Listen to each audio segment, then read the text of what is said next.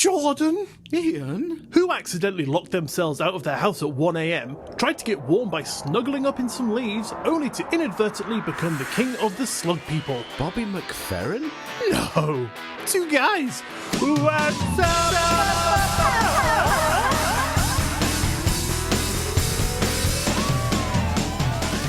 Hello, and welcome to episode 60 of Two Guys What's Up, the weekly comedy podcast where I'm joined by the guy who's literally living his worst nightmare, His Majesty, Slug King Jordan. Your Highness, how are you? God, that's awful. I knew you'd like that. That's why I purposely didn't send you it in my notes. Right, okay, that makes sense, because normally that intro question is there, and I was like, have I missed something? No, I just purposely hid it from your eyes. Dirty f***ers. They are horrible creatures, aren't they? Like, honestly, what purpose do they serve? Honestly, I have no f***ing idea. Like, you think about spiders, they're not very nice, but they eat insects. You think about flies, what do they do? I don't know, make people horny.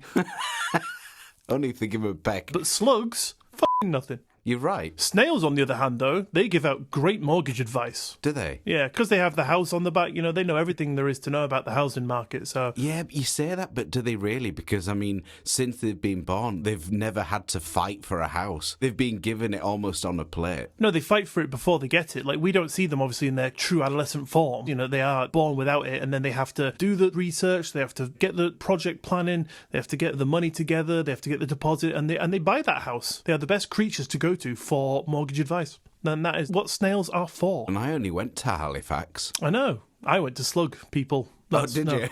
Yeah, that's why I got shit advice. Oh, right, okay. Never mind. I tell you what, on a very separate but happier topic, I'm so into the whole Too Good To Go craze. Yeah, my wife put me onto that not so long ago, we did a couple of them. We got some great steals, but then my wife heard about this particular place, and she was like, this place always gives out the goods, it's fantastic value, you always get loads of cakes and stuff, and we were like, yeah, brilliant, so we tried it. I think we got a quiche, and we kind of gave up after that. Oh, no. I take it you're not a fan of quiches, like I'm not either. No, I'm not a fan of quiches, and my mum keeps making me them. Oh, do you want to try this quiche I made? And it's like, I can't stand the texture of cold egg. I think that's it. Yeah, it makes me feel a bit icky. So, no, I'm not a fan of quiches at all, Mum. I must say I'm really into the whole Too Good To Go thing, though. Yeah. And the past couple of weeks, I've managed to get, on two separate occasions, 2 bags from a local bakery, and they've been so good. All 4 bags came to about £13. Yeah. But I actually compiled a list of what I got, and I'm just going to tell you now, I was so happy. Okay, go on then. I'll start with the savoury, right? 4 quiches. Honestly, the first one is a bacon and tomato quiche with a salad box. Not my thing. My wife loves it though, so I'll let that slide. Fair enough. Happy wife, happy life. Absolutely. Aside from that, then got 2 tuna melt baguettes, a roast chicken baguette, Nice. a tuna mayo roll, a corned beef tomato and onion roll, a sausage roll. There's lots of rolls at this point. There will be after you've eaten all this. Yeah, that's only for starters. 2 Cornish pasties, 2 loaves of bread, and then the sweet treats included 4 custard tarts, 6 Danish pastries. Holy hell. 4 toffee chocolate Danish pastries. Damn. 2 chocolate coated flapjacks, 8 ginger cake squares, Bloody hell. and 2 triple chocolate cookies. Nice. And all of that was a grand total of about 13 quid. Bloody delicious. Yeah, I can imagine. The one thing that puts me off about the Too Good To Go app is because of my OCD, right? I am one of these people that sticks to use by dates and sell by dates. Right, yeah. But obviously when you buy things from like a bakery, they don't have that on because they're intended to just be bought on the day for your lunch that day. Yes. So, if you buy all of that, the cakes, probably going to be fine. But like things like prawn sandwiches and chicken sandwiches, if you put that in your fridge, my thought is, when are they going to be okay until? Right, I see. Yeah. So I always think I'm going to have to eat it all right now. The way that we've been doing it lately is we've kind of collected these parcels before we've had our dinner. Good plan. Exactly. So like the chicken baguette, we ate that evening. It was really good. And all that we have as leftovers are, things that are just best before, and they are going to be fine for at least a good few days. So what I've also done is a load of the Danish pastries, I've put them in Ziploc bags and frozen them. Nice. Just so whenever I fancy one, I can just pop one out the freezer. What, one out the freezer? Yeah, good plan. Honestly, I think that's really good value. I totted it up and it's like nearly 35 quid's worth of stuff. Yeah, that's definitely good. But we're going on about this app, Jordan. Do you want to actually tell the people what it is in case they don't know? Such a good point. I should have probably thought about that. So, Too Good To Go is essentially an app where usually the night before you can purchase a slot to collect Too Good To Go parcels. So essentially, if a restaurant or a grocery store has surplus food that day, you can purchase these bags. And you don't know what you're going to get. It is a bit of a lucky dip. It's normally about a third of the retail value that you end up having to pay. So for example, if it's £3, they have to put in £9 worth at least of goods. But you just don't know what you're going to get. So it is a little bit of a mystery box, but really worth it. If your life's lacking a little bit of excitement, you could go for that. It's like Christmas every day, isn't it? It really is. Yeah, so essentially it's just a way for businesses to sell the leftover food rather than send it to waste. Exactly, which also feels like a real shame to not give that to homeless and people that are really in need. True. But that's another discussion for a separate day. Absolutely. Worth a go anyway, if you haven't done it before. Do check it out, because honestly I think it's a genius idea. Until you get 8 quiches in one, and then, it's just never again. Yeah, then I just don't do it for that store anymore. Yeah. There's plenty more to go around. Anyway, delicious meal, pal. So what have you got coming up for us today? Well, do you remember many, many moons ago I did the compilation of the dumbest things people have said? I do. Well, it turns out people are fucking stupid. Isn't this part 3? This could be part 3, yeah. I do believe this is part 3. I think it well could be, but I've got such a list on my phone of stupid shit, and I was like, it's been a little while since I've done one of these, so you know what, I'm going to give you a whole list of new dumbest things people have ever said. Brilliant. I cannot wait to hear it. I love these ones. Some of them are just like, are you seriously asking this? Yeah. I suppose that's the whole point of the title.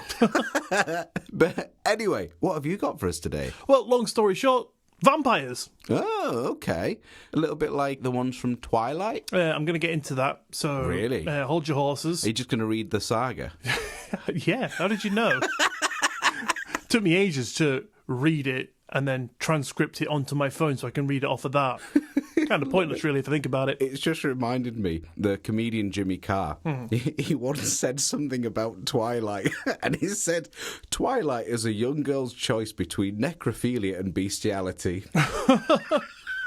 It's so true. In essence, yeah. I don't think that will be on the blurb on the back of the DVD. No, I don't think so. Maybe the X-rated version, I don't know. Oh, God, there's going to be that out there, isn't there? Probably. Oh, dear. Have you ever heard of Rule 42? No. So I think it comes from a list of internet rules, and Rule 42 states that for everything that exists on the internet, there is a dirty version of it. Oh, so there's a real dirty version of Two Guys What's Up? Or are we the dirty versions and there's a clean one somewhere? I think we're the dirty versions, mate, after last week's episode. Hey, I mean, sometimes needs must. Absolutely, yeah. If the time calls for it, then you just got to do it, yeah? You've got to heed the call. Absolutely. You got to kiss those flies. Yeah, get turned on. It's all good. Love it. Anyway, vampires. So, they are pointy-teethed, blood-sucking, bitey bastards. These shits are said to prey on humans, and yes, it is unfortunately true that they do feed on blood, but we all knew that. But is that all there is to them? Well, yeah, kinda, but there is a little bit more. So, what are they really? Latter generations may be familiar with the sparkly, ripped, somber, hard-done by 800-year-old teens made popular by films like Twilight, but today I'm going to burst that bubble, and later on I'm going to give you a first-hand eyewitness account of a real-life vampire encounter that I'm sorry to say, if you're around 25 or under, you've been lied to. Okay. I mean, I'm over 25, so I guess I'm golden. Yeah, you're right. I mean, I don't think you were prime Twilight demograph. What are you trying to say? That it wasn't written for you, Jordan. I loved that film. I think actually in the write-up for it, it was like, this book is a book that is written for everyone except Jordan. He can f*** off. I think that was the only swear word in the entire novel or trilogy. They didn't specify my surname though, so it could have been just any Jordan. No, there was a picture of you next to it. Oh, was closer. Yep. Okay, fair enough. Well, I can't argue with that. Cannot. You are one of a kind, Jordan. That's what they all say. So, vampires have had a place in nearly every culture around the world, dating back centuries. The word vampire wasn't always what was used, though, but creatures with the same attributes were reported and often associated with demons. A little side note here, blood is mentioned in all sorts of paranormal lore, such as blood sacrifices, demons being raised with offerings of blood, aliens taking samples of it, and of course the ones we're talking about today, who literally need it to sustain themselves. So let's have a look at some vampires through the ages. In ancient Greece, there was a lass called Ebusa, who was the daughter of a goddess, the goddess Hecate to be exact. Now, this is going to do my head in. Ebusa wasn't exactly described as I'm sure you're probably imagining, being a deity and all. She was unfortunately described as a demon, a horrible creature with bronze feet, and she spent her time transforming into a young woman, seducing men and drinking their blood as they slept. God, were they aware? No, I don't think so. I mean, they might have been in the morning when they woke up and, were just a bit deflated. A little bit pale. Yeah. But yeah, that was what she did, though.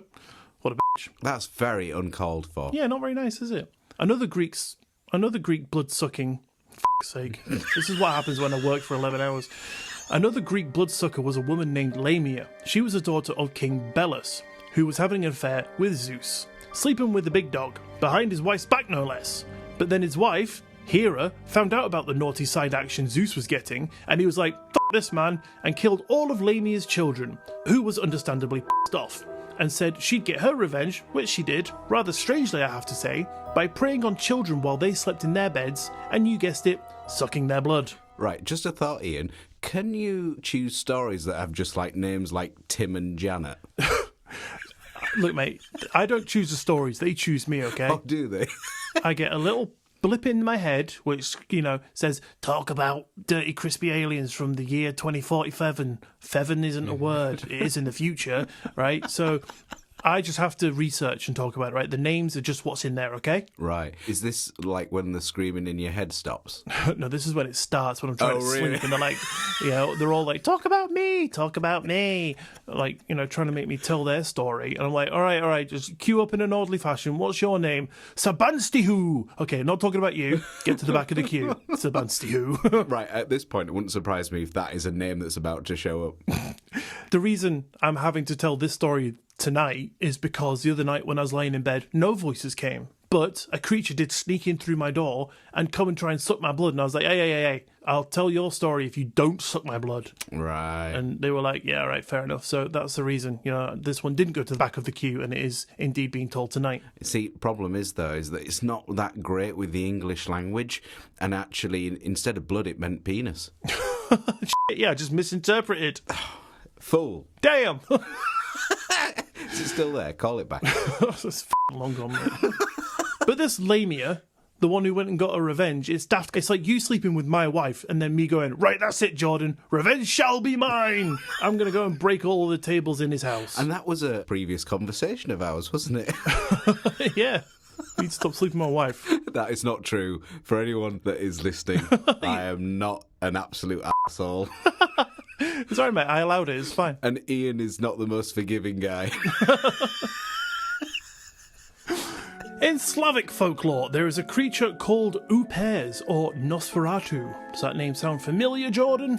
Yes, I have heard of Nosferatu. These creatures are believed to be reanimated corpses that have returned from the dead, needing to consume human blood in order to keep itself wandering on our mortal plane. They are depicted as pale, with sharp fangs, glowing eyes. They have the ability to shapeshift into animals, particularly bats and wolves.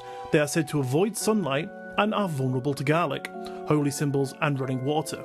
In some Slavic traditions, the seventh son of the seventh son is believed to be destined to become one of these creatures. So that's like really getting a shot into the stick.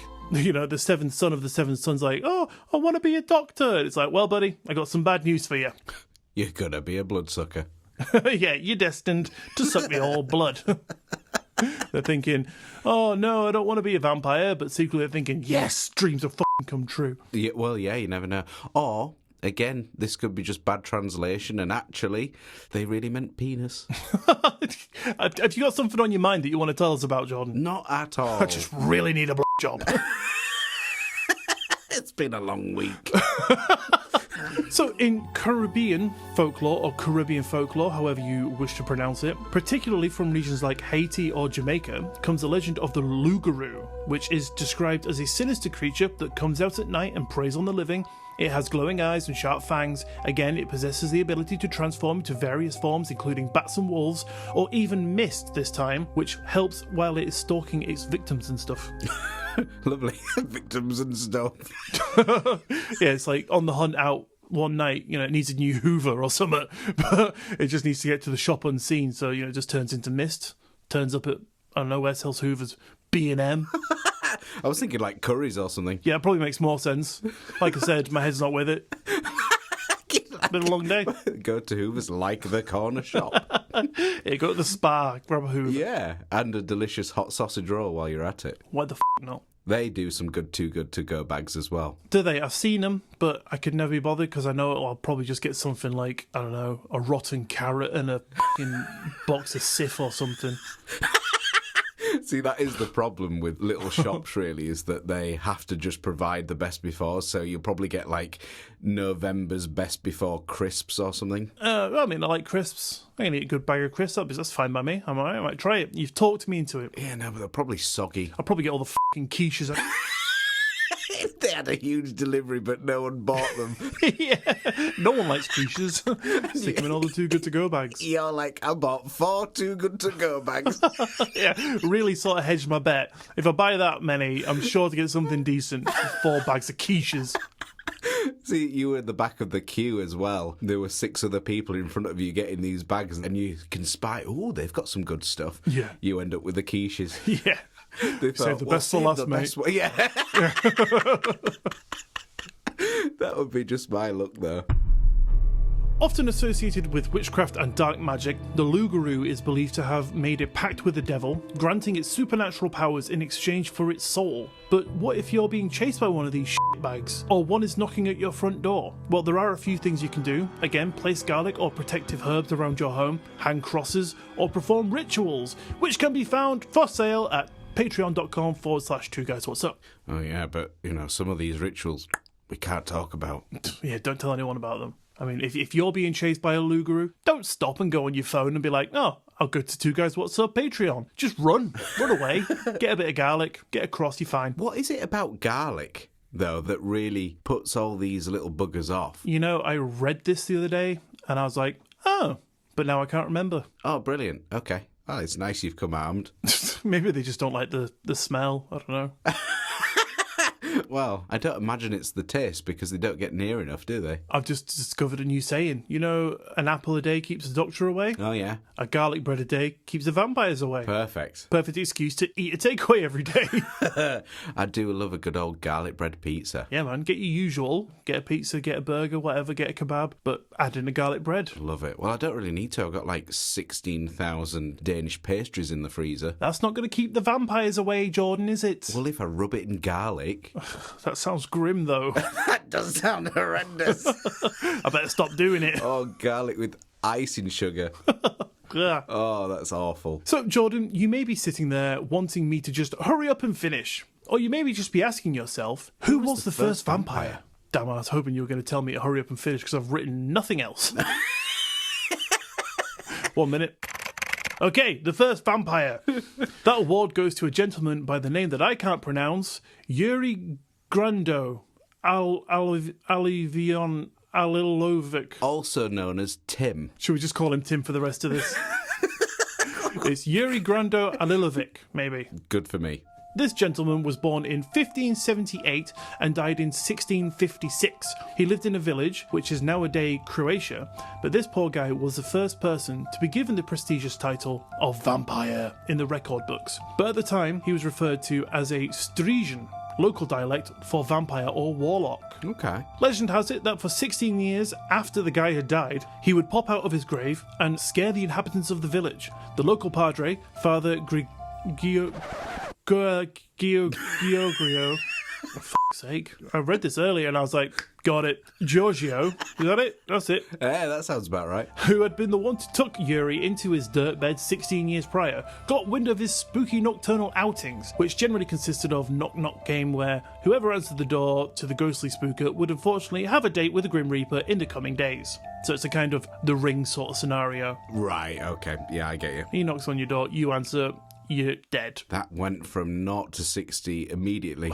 You did hear me say at the beginning, he's a vampire, right? Well, So I didn't say he's like the Tooth Fairy or Santa Claus. Horrible things were probably going to follow in his wake. it's fair enough. What about Dracula, though? Is he just as bad as him? I guess so. I mean, they've got to be at least on par. Well, I don't know. Might have been a lovely chap. I'm telling you about him right now. Give him a blood bag, he's fine. Give him a blood bag. It turns out he's a great bloke. Yeah, he's just a blood addict. He just needs his one blood bag a day and he's fine. Yeah, a little fix. And maybe he's iron deficient. Possibly. Someone get this guy a girder.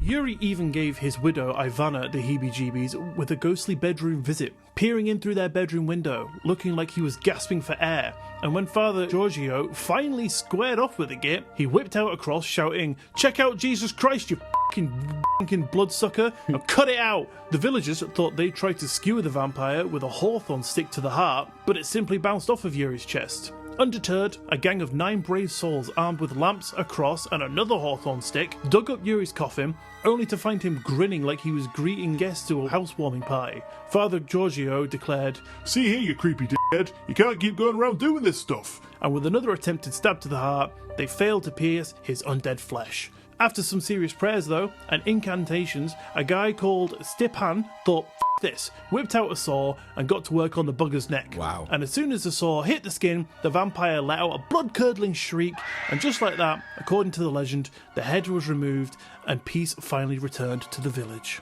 Wow. Was there any consequences for this Stippen guy? Yeah, he had a really blunt saw. Oh, right, okay. And what, did they all chip in for him to get a new one? No, he became the outcast. You know, it's like group mentality. They were all like, "Yeah, do it, do it." And then when he did it, they were like, "That was a bit weird, mate." Typical villagers.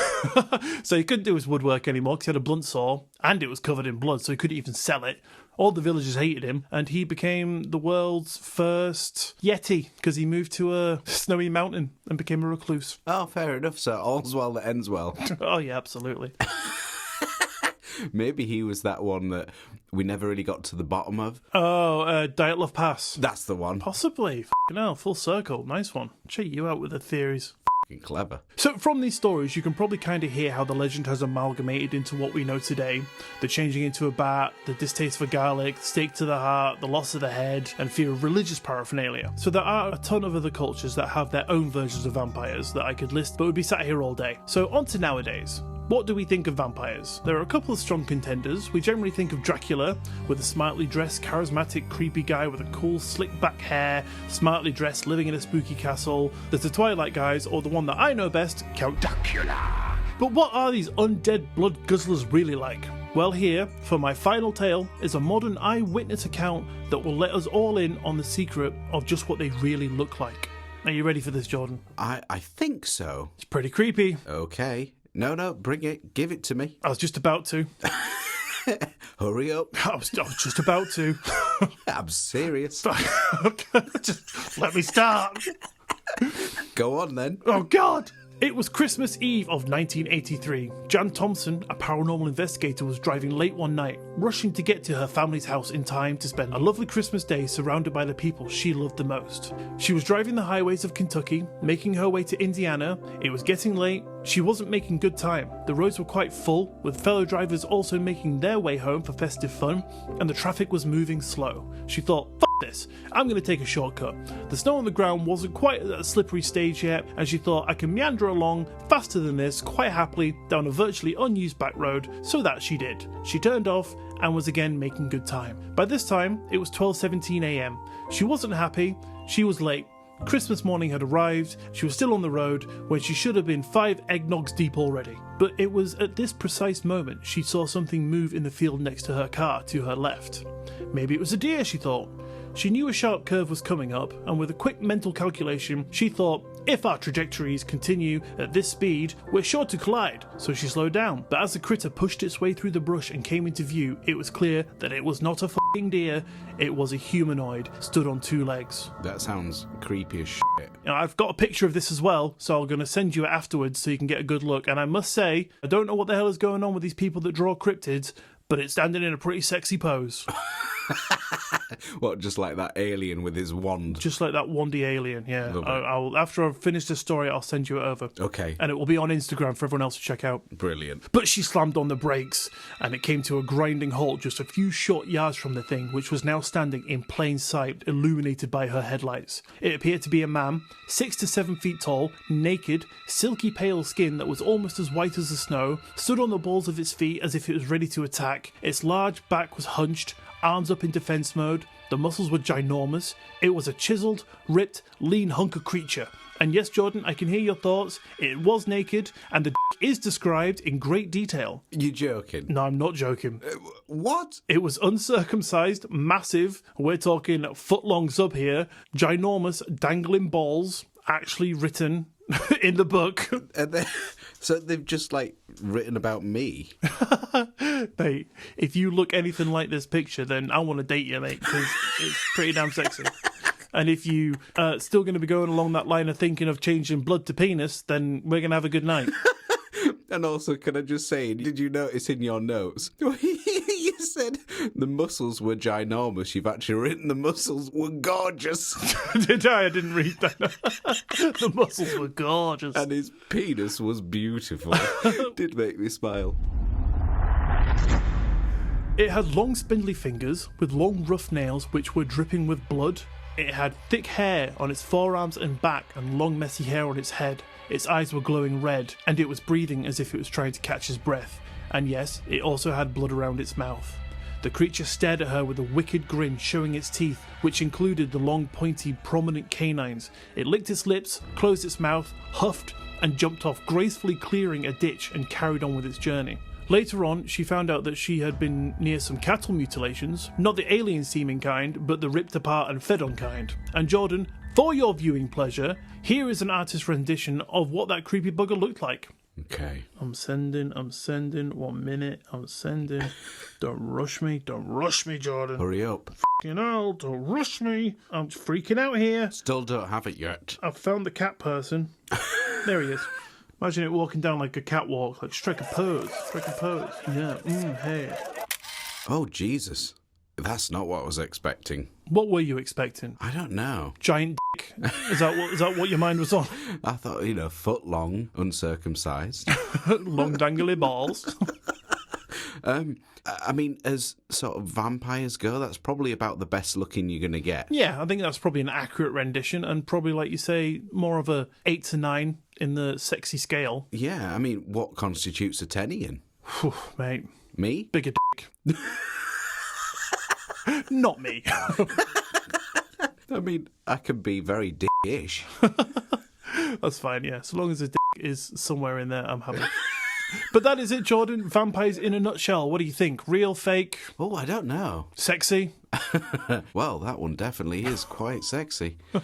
I don't know. I've never, ever remotely considered vampires as being a thing I need to worry about, really, in life. Oh, no, I mean, I've never really thought, I better lock my windows and stick up some garlic, but maybe they exist out there in the world. Possibly. Yeah, I don't know. I don't think I buy it. No? I think quite simply, not something that I'd ever really pay much attention to. I think the way we sort of need to look at it is vampire, in the true meaning of the word, all it means is something that feeds off of you. And takes from you to gain for itself. A parasite? Yeah, I guess so in a sense, but I mean, like, it's not parasitic, like it doesn't live in you. Not your host kind of thing. Yeah, it doesn't like inhabit inside you and feed off what you eat. Right. It's just something that comes and takes like energy or blood or whatever it may be, but vampire can exist in other senses of the word. It's not just a creature that sucks blood. Right, yeah. As I have just based an entire segment on.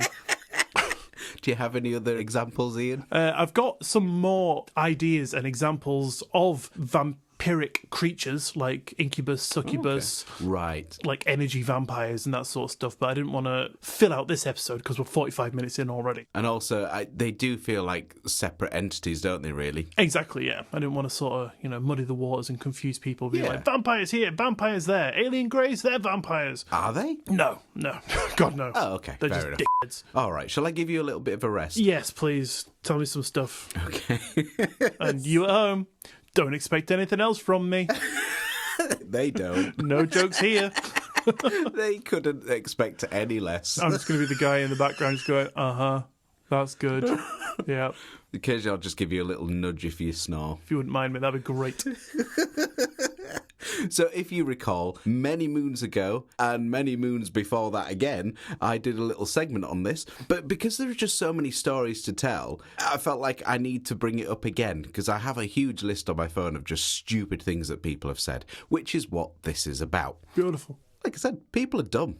Guys, preface is like, not all people are dumb, just some people. Myself included, we're not judging. Yeah. Absolutely. I think the general populace is f***ing stupid. Okay. But some of us make it more obvious. It's a way to alienate our entire audience.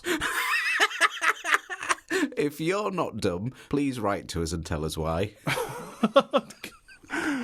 Oh, God, I can't wait for next week's episode. 0 listeners. No, of course, I'm joking. Sort of. So, starting off short and sweet, someone just says, cow milk was literally made for humans. No, it wasn't. It was made for cows. Exactly. Like, that is just fucking stupid.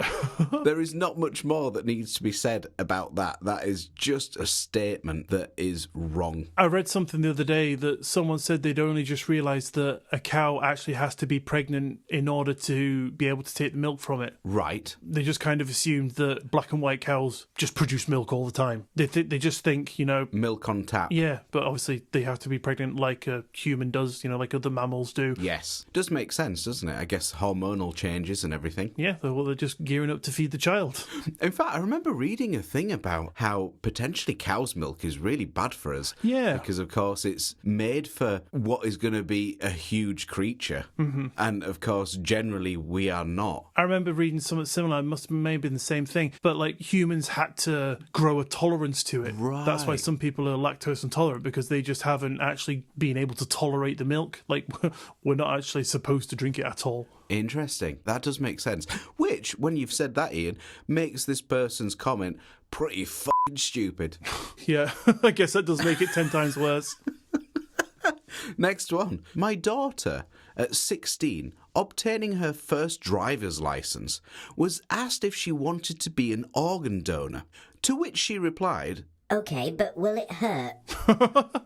I'm not sure she really understood what organ donor really meant. Yeah, poor lass. Maybe she thought, well, it's Saturday, Megan. You know what that means? It's lung removal time. You'll get by on a quarter lung, won't you? I can understand that. If someone so young has never heard the term before, and then someone just comes up to you and goes, "Do you want to be an organ donor?" then your mind is going to maybe just come to the first conclusion it could think of. I'll stick up for this lass. Okay. Then it opens up that next can of worms that if someone doesn't quite understand this concept, should they really be getting ready to drive? I think driving is a bit more universally understood.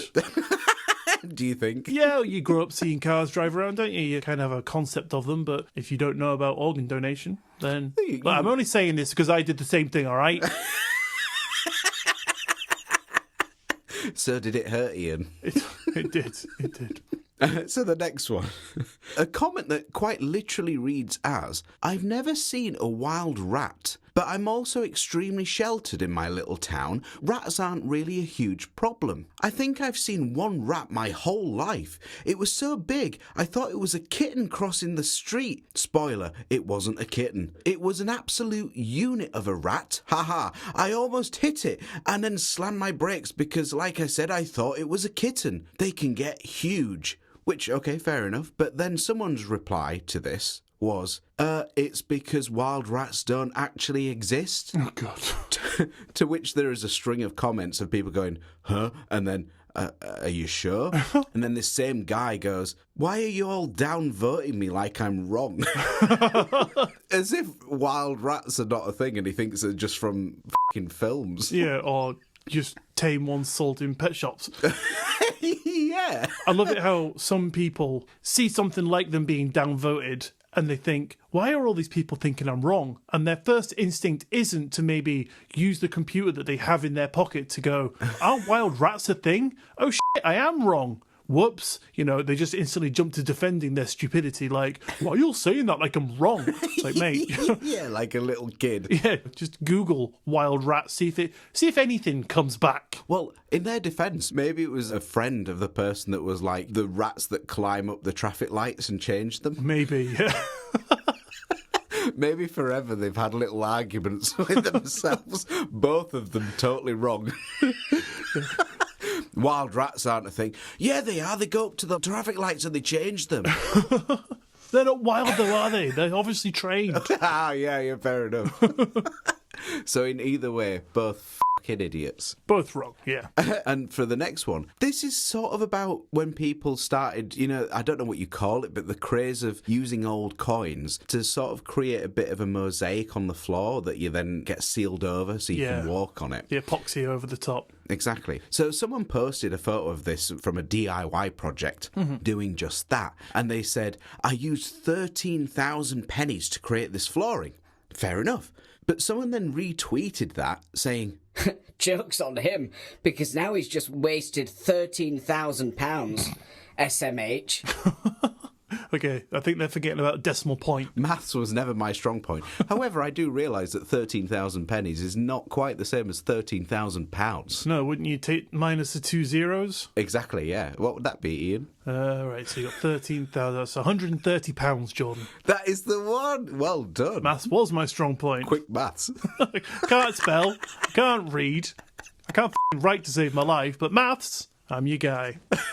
Maybe you should be the mortgage guy and sort of team up with the little snail. It was because the slug that I went to f***ed me over. That's why I started doing the math. Started trying to get real good at it. Right. And now I am the mortgage master. They called me the snail king, actually. I think you and I are enemies now, actually, because you're the slug king and I'm the snail king. Okay, well, I mean, we can form a team. It's okay. Horrible, gooey, slimy, wiggly things unite. Yeah, that sounds delicious. Oh, God, no, it doesn't. No, don't put that in your mouth. Oh, no. And just as a side note, you know, when this guy ended this stupid comment on SMH, obviously that means shaking my head. Yes. And it wasn't until recently that I didn't realise that's what that meant. And honestly, I just thought it was so much hate. Oh, really? I don't know why. See, that's a perfect example of one of those things like my wife not realising scarecrow was to scarecrows and me not realising your highness was your, like, highness kind of thing. So that's a perfect example. I suppose it is. And still, to this day, if I see it, my first thought is so much hate, then I'm like, no, shaking my head. No way. As if... Don't know why. I think it's because of the only way I could imagine that acronym being the thing, you know. Another example of that, and this one always kind of makes me stifle a laugh, is I remember hearing about this woman who thought LOL was an acronym for lots of love. Know what you're going to say? Yeah, somebody in the extended family died, so they were like texting everyone saying, so sorry for your loss, lol. Like, how horrible is that? I'm so sorry to hear about your husband, lol. Oh, you know what reminds me exactly of that? So I've seen a friend of my mum's, I saw on a comment a similar thing, you know, about a bereavement. And instead of a sort of a crying face, she put a laughing crying face. Oh, no. Thinking that meant crying. And it just made me laugh. I guess she just thought it was like, I see tears. Tears, that must be sad. Oh, man. But she used the laughing one. Oh, God. So sorry for you and your time of loss. If you need anything, come to me. Laughy faced. Lol. Oh, God. Steve was a great guy. Lol. Oh, dear. Oh, next one. Recently overheard a couple on the date talking about favourite movies. The guy confidently said he loved Ratatouille. She responded, Ratatouille. she had never seen it. Yeah, but he went on to describe it. A rat who's a chef makes great food. She's like, Ratatouille? No, it's actually pronounced Ratatouille. Ratatouille. Isn't the name of the rat said in the film? Oh, no, wait, the rat's called Remy, innit? I haven't seen it, I'll be totally honest with you, but I understand the plot. To be honest, I only know that because my wife and I actually had some pet rats. Oh, you did? And she called her rat... Ratatouille. She called hers Perry because she thought that was the name from Ratatouille. Oh. And then later found out it was Remy. And then I've just never been able to forget it. Brilliant. But in response to my wife calling her rat Perry, I called mine Matthew. Oh, lovely. So we had two rats, Matthew and Perry. Which obviously really sad as well, because he seemed like a great guy. Yeah. Sorry, we brought a right downer on this haven't we? Yeah, cheers for that. Next one. It's a meme that just simply says, the oldest living shark older than the USA, which then has a picture of said shark. Mm-hmm. Fair enough. However, a guy goes, Bro, how is the shark older than the USA? I doubt the shark has been alive for 2023 years. Someone else goes, what? With a bazillion question marks. And then the same guy goes, the Earth and USA was created 2023 years ago. I doubt the shark was the first person alive. So, like, so much to unpack with that. Yeah, far too much to go into. That's another episode on its own. Not only does he refer to shark as a person, he's totally wrong about his fucking country. Yeah, and the world. But basically everything, it just needs to go back to school. Depends. I mean, if that's where they got their education, then probably best not to go back there. Possibly. Maybe go somewhere else. I think at this stage, he would probably benefit from just a couple of YouTube documentaries. Yeah, definitely. At the very least. Maybe even a fucking animal cracker biscuits, that has animal facts on the back. Maybe that'll broaden his horizons a bit.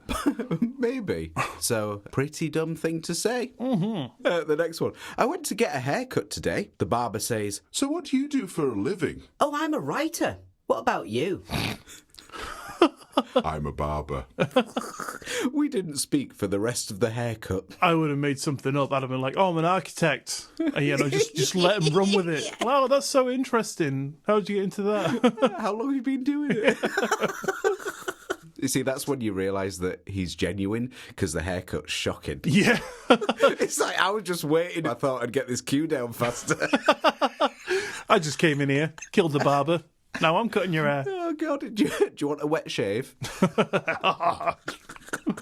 But it's like one of those knee-jerk responses that you just make, I guess automatic. You're autopiloting, aren't you? And yeah. someone says, how are you doing? And like, oh, I'm good, thanks, how are you? When you know full well that actually they're going through the worst time in their life. Or like if you say bye to someone and you say something like, have a good day, and they go, yep, and then you expect them to say thanks, and you go, yep, thanks, or yep, you too, yeah. That kind of thing. And it just completely doesn't make any sense. I've totally done exactly as you said when I worked in like a customer service facing role. Yep. And I think at this point people are just like, yeah, whatever. Yeah, just on autopilot. Exactly. But in my head I just think, oh, you idiot. But luckily it's like, oh, next customer, please. You're going in one of my segments. Exactly. I'll leave you with one final one. Okay. And it is just my favourite. Just because I think there's such a sweet innocence about it, but it's pretty dumb. It goes like this. I was behind a grandmother who was apparently visiting Starbucks for the first time. The barista said, "Can I get a name for your drink?" She looked very confused and said slowly, I guess we'll just call it Bob.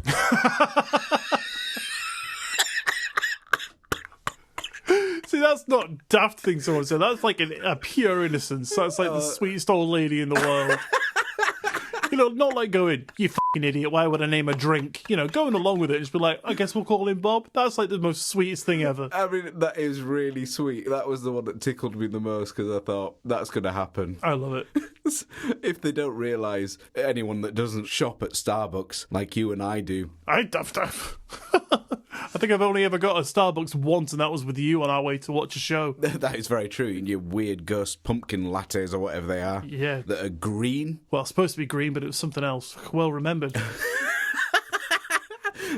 Yeah, so if you don't frequent at Starbucks, essentially, when they take your order, they'll ask for essentially your name, not a made-up name like Bob.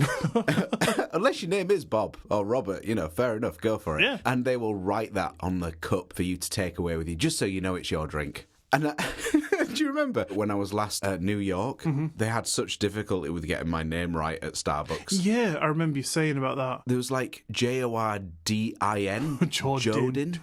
and I can't even recall the final one. It was like not even remotely anything like Jordan. You're like, yeah, my name's Jordan. They're like, Philip? Oh, that was it. They wrote John, but they went Jonh. I'm lost for words. Yeah, so I mean... John. Well, I was like, Jordan, and they were like, John. Yep, that'll do. It's like they deflated. Instead of asking for clarification, they just wrote John. See, the only reason I knew it was mine was because I was the only one in the queue. Well, thank for that, because otherwise you wouldn't have gotten it. It'll be stood there going, John. I'd be like, can we hurry this order up? My flight's soon. Yeah, I spent my entire holiday in this Starbucks waiting for my drink. Oh, so there you go. That is another compilation of some of the dumbest things that people have said on the internet. Fantastic. I can't wait for part 4. Part 8 is the best. Yeah, just you wait till you get there. That's like a real clickbaity thing, innit, from like BuzzFeed. It's like, part 8 is the best. You got to endure the rest of it first.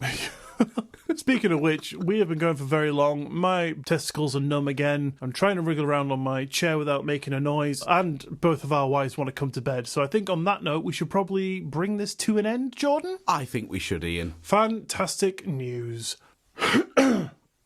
The end. Thank you for tuning in to today's episode of Two Guys What's Up. Don't forget to follow the show wherever you listen to us so you don't miss another episode, and maybe even tell a friend. Take your friend into the sewers of whichever city, country or town you may live in and show them all the rats.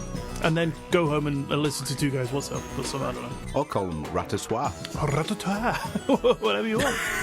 And if you would like to get in touch with us, our Linktree link is in the bio of this episode, which you can click on and be taken to every link you will ever need for all your Two Guys What's Up essentials. Do you want to get your own Two Guys What's Up t-shirt? Click the link. Wanna go and find out why vampires really hate garlic? Click the link. Want to find out what you should call your Starbucks drink? Click the link.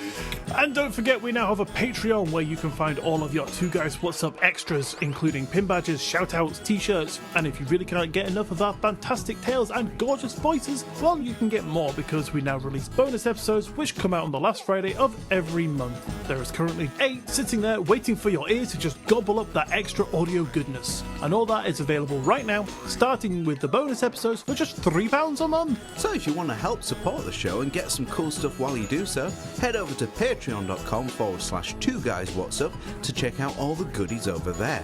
The link will be down below for your clickety-clackety-clickety-clickety pleasure. But if you can't do that, because that's a lot of clickities, but you still like to help us out, then a 5-star rating and review in your podcast app of choice would be the best way to do that for us, and we would be forever grateful. We would indeed, Miss Mo. But on that note, thanks for listening, guys. Y'all have an amazing week, and we will see you next Monday. Bye. Bye.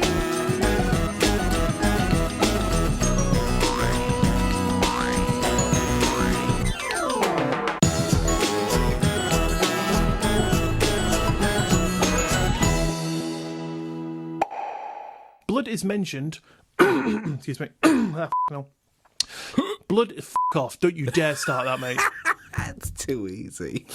Honestly, I can't even listen to that episode. You know what? I thought that when I've sent that to you to edit, I was like, I bet you just run through that shit really quick. Yeah, fast forward that bit. I can't do it. It's so funny.